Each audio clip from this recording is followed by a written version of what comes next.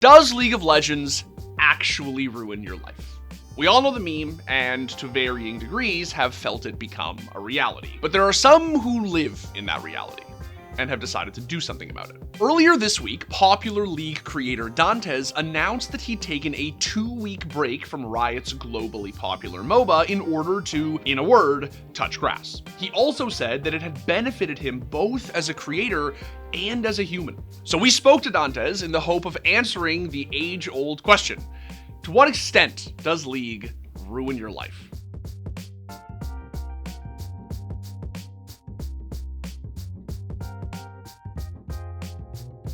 Before we get into today's Don't At Me, I'm hopping in to let you know that we've partnered with Cash App to bring you an exciting new season of our flagship franchise, The Story Of. Cash App is a P2P finance app that allows you to send, spend, save, and invest your money on your terms. Overdraft protection, card lock, high-yield savings accounts, Cash App has it all. The latest episode of this season of The Story Of is live on our YouTube channel right now. Also, check out Cash App using the link in the description below. Now, let's get back to the Don't At Me. Alright, so if you're unfamiliar with Dantes, then you clearly don't spend a lot of time watching League content. He's a challenger-ranked Hecarim specialist with an eccentric personality, over 1 million followers on Twitch, and a reputation for being your sort of stereotypical high-energy, in-the-trenches League player.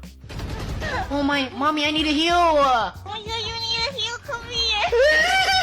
I'm coming. Do you like Latina women? No! I like 3 winning lanes! Like, dude, do you not listen to anything I say? And while he has openly stated that the self-proclaimed unhinged persona that he adopts online is just that, a persona, he's also been honest about the fact that over the last little while, League of Legends has taken a significant toll on his mental health. The thing is, he's not the first to say this, nor is he likely to be the last. Over the years, League has often been memed on for causing more misery than any other mainstream competitive esports. But recently, it does feel as if the discussion around League ranked being soul-destroying has become noticeably less playful. So we decided to sit down with Dantes, chat with him, see what he's been up to, and sort of take the meme at face value.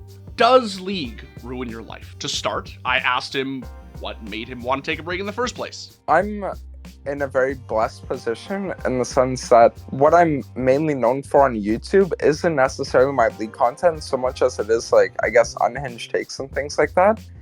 So it's almost like for at least a year now, I've kind of had an opportunity to see if I could, like, branch out into more of a variety scene. And then I was just kind of, like, sticking with League because, I don't know if you want to say, like, addiction, like, just wanted to keep playing it, whatever. And then one day I just, like, woke up and I was like, I'm not even having fun with League anymore. And it's getting to a point now where it's like, not only is it limiting my career, but it's also limiting my levels of enjoyment of just, like, life in general. So what's, like, actually holding me and keeping me and playing the game?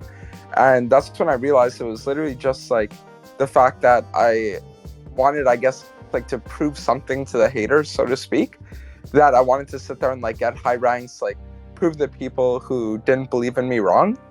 And when I realized that it was coming from that point of just, like, satisfying my ego, I was like, why am I gonna sit here and almost, like, ruin my quality of life just for my ego, you know? So then that's when I started to make more of a switch towards variety. And so far, it's been going great. Now, if you look at Dantes' recent content, which is indeed variety-focused, you can see the difference in viewership. But that's not the most important thing, obviously. The most important thing is how it's affected him. We all know that being a League player is rough, but being a League streamer? Ugh. The main thing that I would say about kind of, like, benefiting me as a person is the fact that before, when I was playing League and, like, consistently doing League, like, 10, 12 hours a day, 70% of my days were bad days. Because you have to understand that the problem as a League streamer is not that you're only playing the game, but it's also the fact that you know that there are many other people that want to kind of, like, come for your place, right? So, like, if I sit there and I go live and I see that Tyler and Baus are already live, and then there's, like, LEC going on, then I already know my viewer count's going to be lower than normal. And then it's like, you're sitting there, you have to compete with all these people, and if the games aren't going well, then it's almost like it feels it feels like you have to force yourself to play. Like, there would be some times where I would sit there and I'd be like, I don't really want to stream right now, but I will anyways because I know that's my job and I know I have to do it, right? Dantes told me that since stepping back from League, him having a good or bad day no longer impinges on an in-game experience over which he has very little control. Me and Laura have been getting an apartment together and we've been like handling all that moving stuff. And then also the fact of like going to therapy and stuff. It just feels like I'm more of a well-rounded individual and I'm not just like a League DGM that sits there and like just grinds the game, right?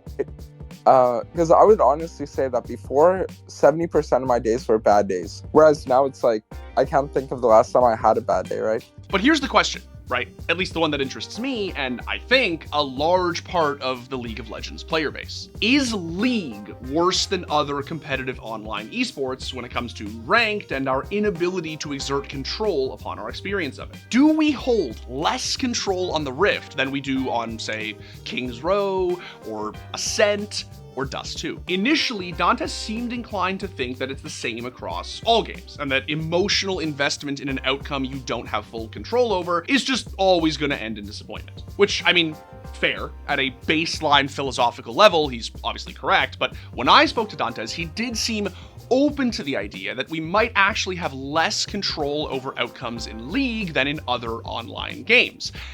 And that there are a few reasons for this. The first is the ranking system. I think that the main problem is that when you have a ranking system and you get to the highest rank, that's when everything starts to feel kind of hopeless. Because it's like, you look over the course of, let's say, a month, and then no matter how many good days or bad days you've had, your rank will always kind of stay in the same place, you know?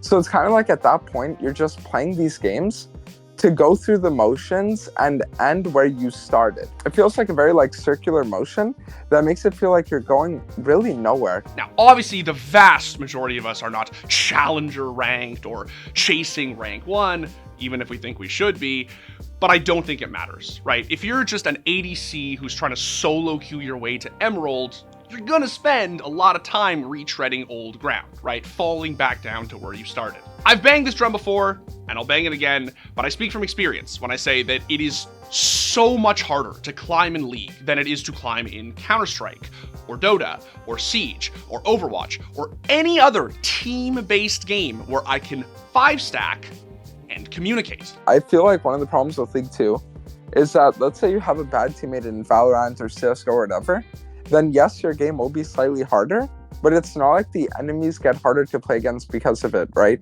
Whereas in games like League, the problem is that because League has sat there and over the past few years made looking for balance like a primary focus where they want everything to be well balanced, it's kind of like the closer we get to the perfect society where everything's balanced, the less everything becomes fun. Because you're sitting there, you're like, oh, well, everything's balanced, but now it means that if my team sucks, I'm just gonna lose. Now, look, it's no secret that League players get very upset when you criticize the rank system. I just think years of abuse have Stockholm syndromed them into embracing solo queue and the misery that stems from it.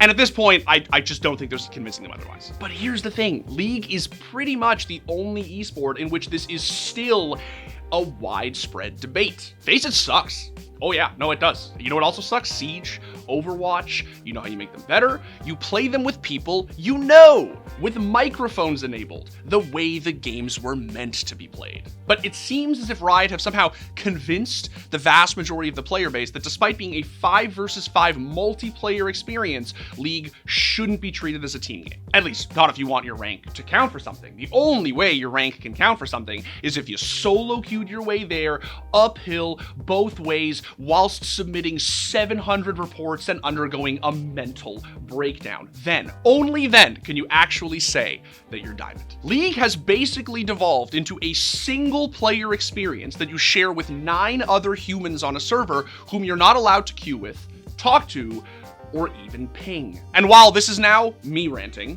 not Dantes, he did agree with me that by sort of half-assing the team play component of League of Legends, Riot are doing more harm than good. Riot tries to sit there and make it so that League is a game where everything is balanced, but in a game where everything is balanced, then communication should be like a primary focus, right? And the fact that they're not willing to like all in, it always feels like this is a problem with Riot, is that they kind of like half-send efforts to really change the game in the way that they believe is the right way. They're not fully committing to the level that they should be.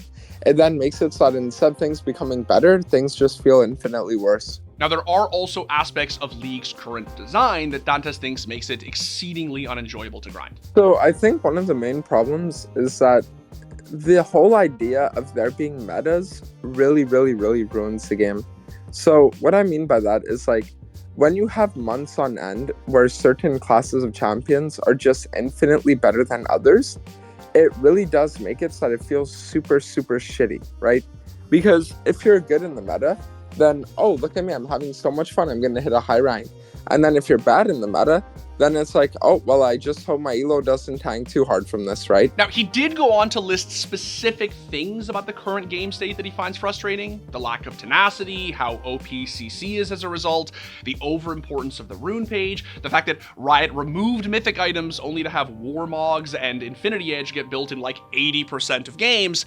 But the general gist of what he said is that the changes are both drastic and erratic, and sort of take precedence over the creator themselves. I think that League of Legends as a whole is a game where if you are a very boring person and you are a person with no personality, then you could make a career as a streamer because the game kind of gives you the content.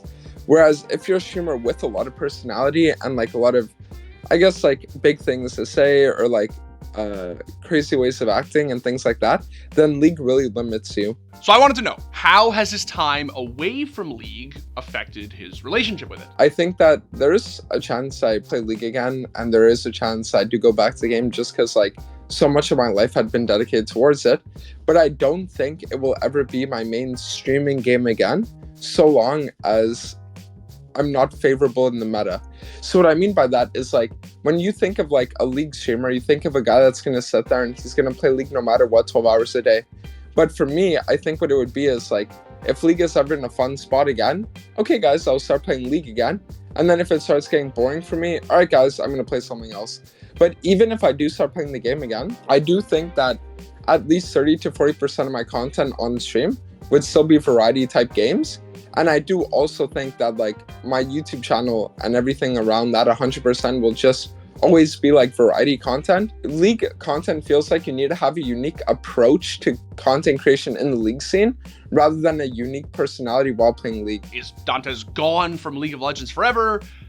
Probably not. But when it's gotten to the point where even the game's biggest grinders are splitting their time elsewhere, it should be a wake-up call. As a streamer, the game that you play should be an accentuation of your entertainment capability. So what I mean is like, if I'm, for example, a very entertaining person, then I should be playing games that kind of like heighten that, right?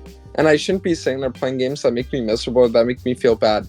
So if League can turn me again into a person that sits there, plays the game, and has genuine fun and like laughs while playing it and all that, then I'll definitely go back. But if like I'm always just gonna be that like miserable guy while playing it, then there's just no point.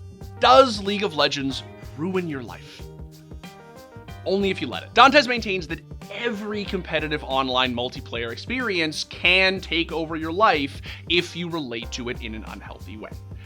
It just so happens that League of Legends is especially difficult to exert control over. Okay, I feel like there are kind of like secondary things that play into competitive video games, whereas it'll be things like, let's say, I want to get a high rank, or like I want to be able to like 1v9 or things like that, that kind of exists outside of the game and more in a place of like you as a person and your wants, right?